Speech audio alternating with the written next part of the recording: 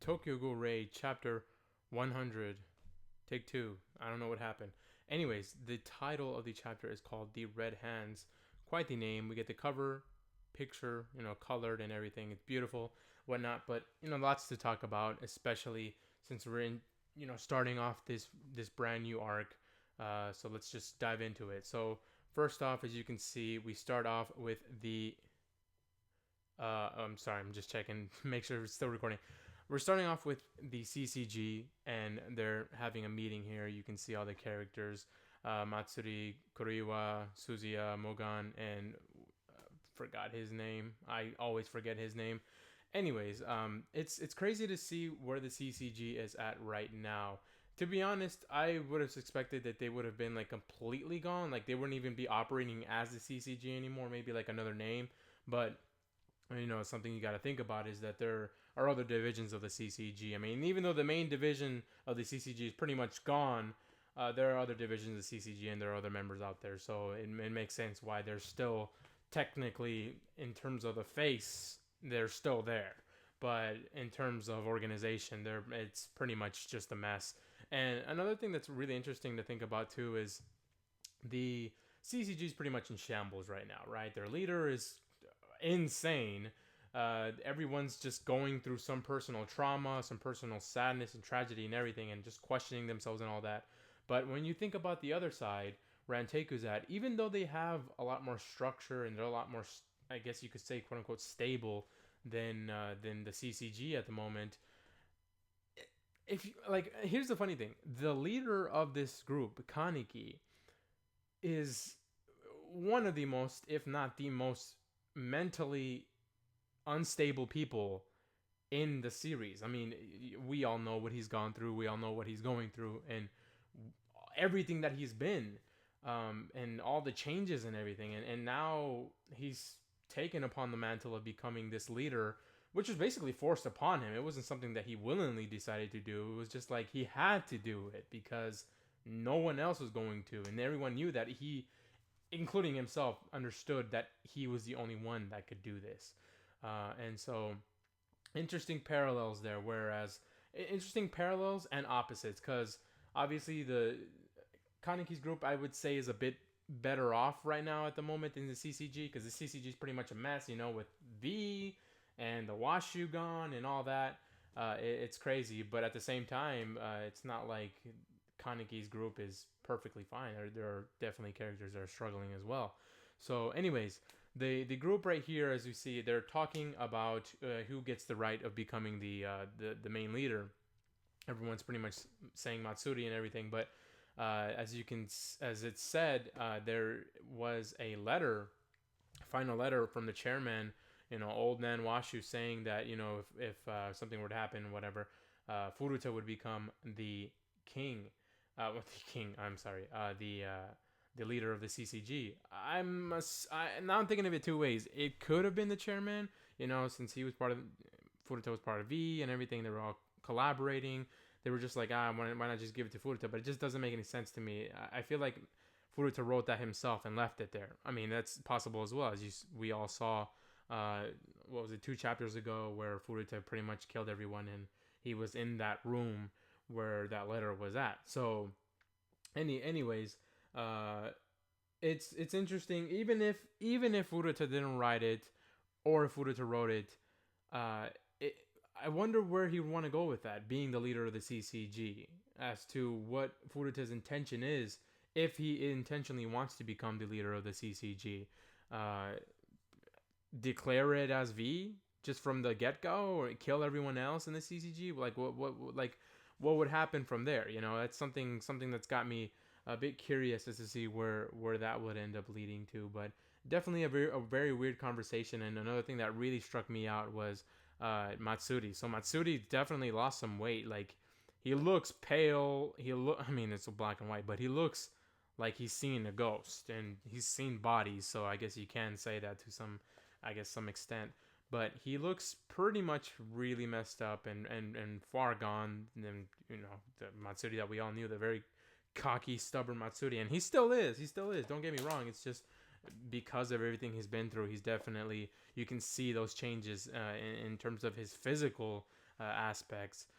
You can see that he's definitely lost some weight, probably just not eating right or whatever, and he just looked very tired and whatnot, very stressed out. So it's very something very interesting to see here.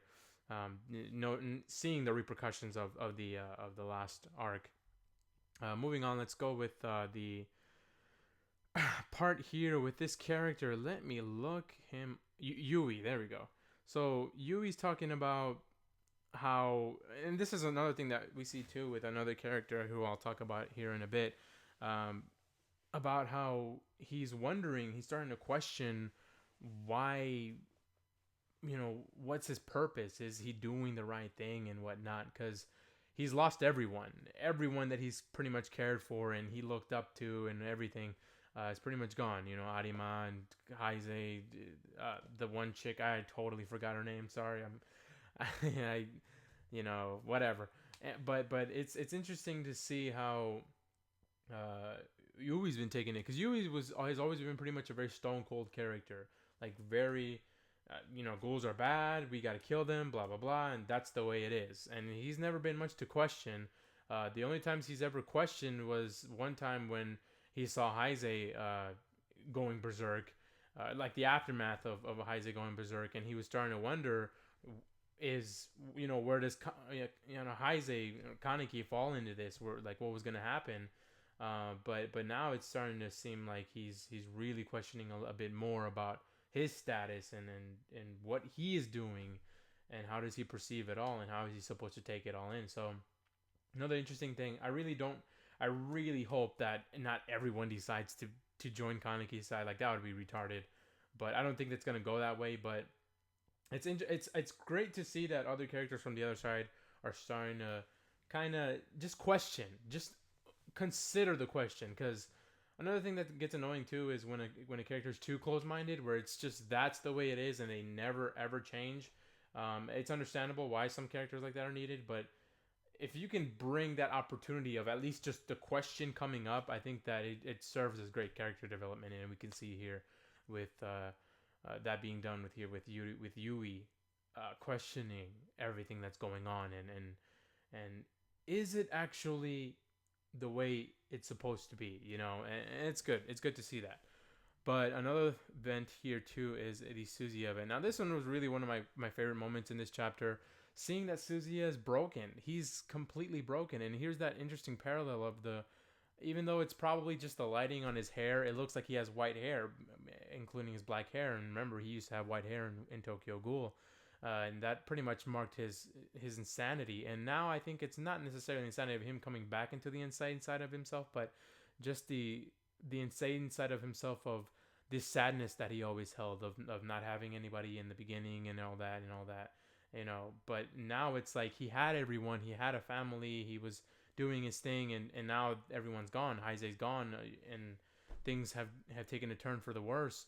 But he's decided to stick and commit to his values and commit to what he set out to do. So he was basically saying that if it came push and shove, he was going to kill Heise. If it came to it, he had to, because he believes he needs to stick to Shinohara's values. And an interesting thing I would love to see is just seeing wherever Shinohara's at, right? I mean, obviously he's in the bed, right? But if he was in spirit or whatever, and he was able to witness everything that's going on, would his opinion have changed? Because obviously I'm getting in the supernatural here, but what I'm saying is, like, if there was somebody who, like all the dead people that have already passed away in the series, if they are right now watching the whole event and they see both perspectives, I'm pretty sure they would realize, unless they're incredibly close-minded, I'm pretty sure that they would realize that they shouldn't be fighting. No one should be fighting. This is a matter that can be resolved through civil discussion, and hands can be shaken and whatnot, and deals can be made, and there's definitely an alternative to, instead of all the bloodshed. So it's interesting to think of like Shinohara, and since he's basically a cocoon at this point, maybe if he ever comes back, he might have some kind of epiphany of saying, or the last final moments when he was attacked, he might have had something that said, this just doesn't feel right. It's something that I think about every now and then of like these characters that passed away. I was like, what would they think if they were to come back and knowing everything that's going on, or their experience, whatever. So yeah, it's sad to see Suzuki that way, but it was something that was kind of gonna happen, especially after the end of the last arc. So we'll see what happens with Suzuya. Hopefully, he doesn't end up being the one that kills Kaneki, or the one that has to confront Kaneki. Otherwise, that would be quite the event. The event definitely meant for feels, and we all know Ishida does not hold back in that kind of stuff, in that kind of regard. So, anyways, moving on. Let's go to the Matsuri situation. So he has a conversation with Yuri and saying is about Furuta. And Yuri says, I don't trust him, and Furuta says, yeah, I mean not Furuta, Matsuri, and Matsuri says, yeah, I kind of don't trust him either. You should monitor him, and I think that I should be the one to be the chairman and whatever. And then we get this weird event where he basically Matsuri basically strips naked after Yuri leaves, and he says this very odd remark of him actually possibly loving him. I personally don't see it as him romantically loving him. I see it more as like Matsuri has always gotten off on, or I shouldn't say gotten off, but he's always found pleasure in knowing that he has someone to look down upon, that he has subordinates, that he is a leader and people look at him that way. That's always been his whole life, is to move up, move up. And right now it makes total sense, in my opinion, it makes total sense why he's completely broken, because not only does he like being up top and having people look before him, he also does like doing whatever it takes to get to the top, that effort being put into it. But when those placements are just given to him just like that, without him putting any effort, it really costs him mentally a lot. Because right now he's basically the chairman, but it wasn't like he worked for it. I mean, everyone that would be potentially the chairman after him is gone because they were all killed. So it's taking that effort away from him, and now he feels empty, even though he's basically at the top. But every now and then, getting these remarks and getting to him realizing that he still has people who he can order around and do whatever he wants to with these people, I think is what's keeping him going. But right now, since he's so completely far gone, it's become more of like, it's really been something that he just fetishizes now. He actually maybe even gets off on the fact that he can order people around. So it's definitely something very scary to see. I think that when we start getting into bigger battles and whatnot, and Matsuri is going to be there making the commands, he's definitely going to be pulling some crazy moves. A lot of things that maybe CCG members that are actually on the field fighting won't be agreeing on, because he's definitely somebody that is not mentally that stable at the moment, kind of like Kaneki. So I think that's an interesting parallel there. But yeah, very odd moment there. Moving on, let's talk about the Psycho and Mutsuki moment, and also shout outs to Shida for actually keeping Hogi alive. I thought she was gonna die, and I actually thought she was dead once that whole thing with Torso happened. But she's actually still alive, which is pretty cool, even though we hadn't seen her at all in the entire arc after her supposed death. She's actually alive, which is cool. But anyways, let's talk about the Mitsuki Psycho moment. So Psycho and Mitsuki have this conversation, and it ends off very abruptly. Mitsuki leaves, and Psycho is just kind of like, she's definitely lying. And it's sad to see that Mitsuki is definitely far gone, and she is one of the other CCG members that you can clearly see as totally out there gone. It still honestly surprises me that Mutsuki is in the CCG. I honestly still would have wished that Mutsuki would have gone her own path. And now I can clearly say her, because, I mean, Mutsuki basically just said it there. Even though I don't think she still identifies herself as a woman, with everything that she's going through, she's just kind of like, whatever. She's insane at the moment. But I honestly I really wish Mitsuki would have gone her own route, like just her completely own route. Despite the fact that we have so many factions and everything going on right now, so many little mini groups and everything, it's kind of annoying, but I wouldn't have mind if Mitsuki would have just done her own thing. I really do like where her character has gone, except for the fact that she's in the CCG, because I feel like that hinders that insanity that she has in her. But at the same time, it is helpful. I mean, basically what I'm trying to say is I like the fact that Mitsuki's broken because, and it's not in a sense that I want this to happen to her. It's just that it's an interesting character development we've gotten with Mitsuki, because pretty much all the Qs are losing themselves little by little, both physically and mentally. Because physically, they're starting to break their barriers and actually almost becoming ghouls. Where I think Mitsuki's basically a ghoul now, and these other members of the Qs are basically breaking their barriers as well.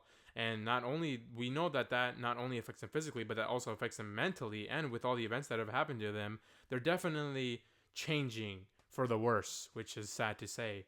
And it's sad to see that Mitsuki is definitely one of the biggest outcomes of that event, including Yuri as well. But this exchange with Psycho clearly shows both sides of these characters, where Psycho is completely depressed and completely sad, and more than anything just confused as to what to do, because she clearly knows that there's something going on with Mitsuki, but she can't necessarily talk to her about it. And she needs somebody to talk to, because she doesn't know, she's going through all this as well, and it's hurting her. But then again, she has to keep on going, and she doesn't want to fight Kaneki, and she hopes that everything is fine. And she hopes that it doesn't come to that, but she's starting to see that it eventually will, unfortunately. So it's something very sad to see in Psycho, and I hope she doesn't die. But if she doesn't die, I hope that she does get some kind of redemption in any sense. Not redemption, but like something where she can be herself again, or really just be who she wants to be, and not have to go through this. Because it's sad seeing Psycho like that. And then Mitsuki's completely broken, definitely killing people just because, not only to consume them, but also to just kill. As we had found out that she was always had this very odd killing factor in herself that she hid for so long, and then finally decided to accept, and now she's just blatantly doing it. But it's definitely broken this character so much, where she's basically another Kaneki, like a Kaneki 2.0. And it's something scary to see, especially once we start getting into the battles again, which seems like it'll be pretty soon. It's definitely something that we will see more of in Mitsuki, as we saw in the final events of the previous arc. So yeah, sad stuff there, just always. That's common with Ishida. Let's end this off with the Banjo Akira Hinami moment. So Banjo heals Akira, and now I'm wondering, I hope not, I really hope not, but it's crazy to see, it's crazy to see that Banjo can heal people, but another thing is that Akira is being healed, and she's actually with Kaneki and everything. So first off, how is she going to take all of this? I mean, the only thing, even if she wants to live, but she didn't want to be with Kaneki's group, she wanted to be with the CCG, she would have to at least accept them for the meantime, and it would basically be all the rules, right?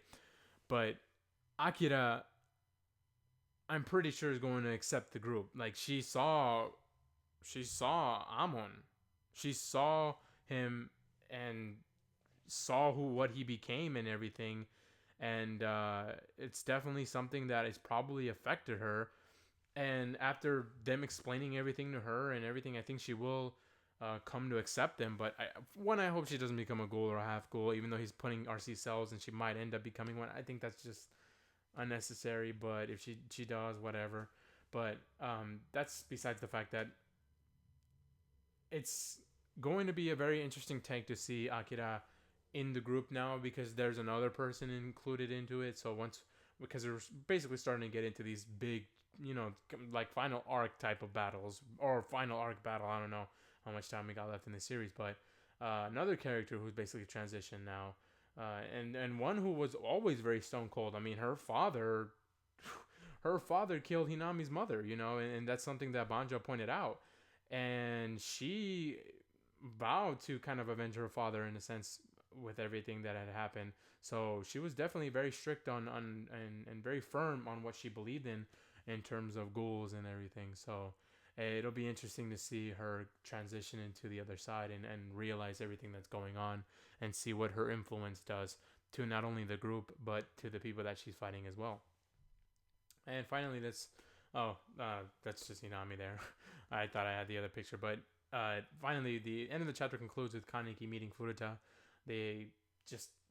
Kaneki appears out of nowhere, and he's just like, "Hey, how's it going?" So it's crazy to see that. I mean, it's only been what, like a month since the previous arc had ended in terms of time in the story. So it's moving pretty fast. Only 2 chapters, and we're already like, I mean, that's a big confrontation, Kaneki and Furuta right now. I don't think it's gonna be all guns blazing right off the bat, but this exchange between each other is going to be very interesting. I wonder if Kaneki's going to strike up some kind of deal or he wants to know something. I'm really curious to see where that goes. But yeah, that's all I got to say for this chapter. Couple things. Amon, not there. What's up with him? Eto wasn't even mentioned. What's up with her? Hopefully we see or get something out of them. Rize, what's up? I'm still curious to see. We got to see Misato, so she's still in the CCG, which surprises me because we hadn't seen her at all in Tokyo Ghoul, and now she's actually there. It seems like Ishida forgot about her, but whatever. Yeah, Yogi Bear. Hoagie's back. That's great. Yeah, we'll see what happens. That's all I gotta say. Yeah, folks. Yeah, that's all I gotta say. Great chapter, I guess. And yeah, let me know what you guys think about this chapter. Did you guys like it? Did you guys not like it? Anything that I didn't point out, let me know in the comments down below. And yeah, thanks for watching or listening, guys. And I'll see you guys next time. Peace.